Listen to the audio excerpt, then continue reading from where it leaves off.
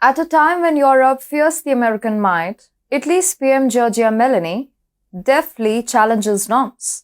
Rome seems to be creating an audacious new look for Italy that challenges the US-led Western system.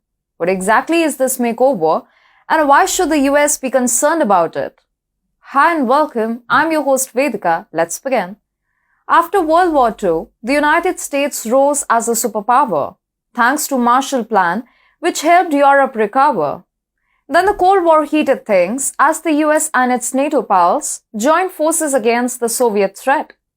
The 20th century saw America set up global groups like the IMF, World Bank, and UN, which eventually tightened US's grip on the world scale.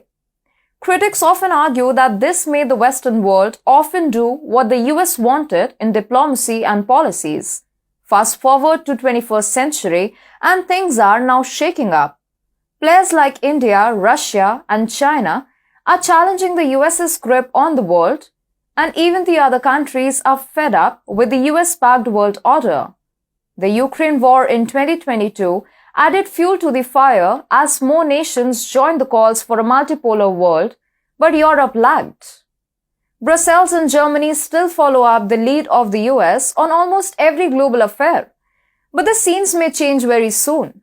The leader spotlight is turning to Italy's PM Giorgia Meloni. Meloni is turning out to be the master of geopolitics as she is walking a tightrope between the Western ways and her instincts.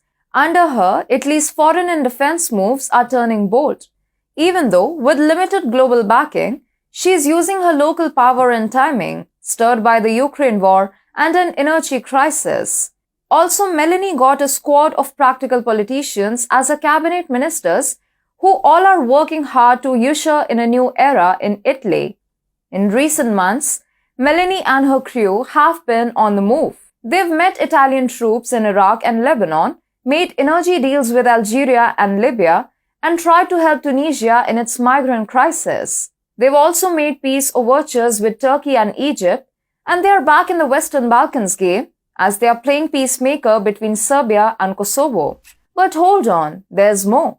Meloni is mending fences with India and the United Arab Emirates, signed $1 billion aircraft deal with Japan, and teamed up with London for new fighter jets. She also visited Ethiopia, hosted Niger and Somalia's presidents, and started secret talks with Taipei about tech cooperation.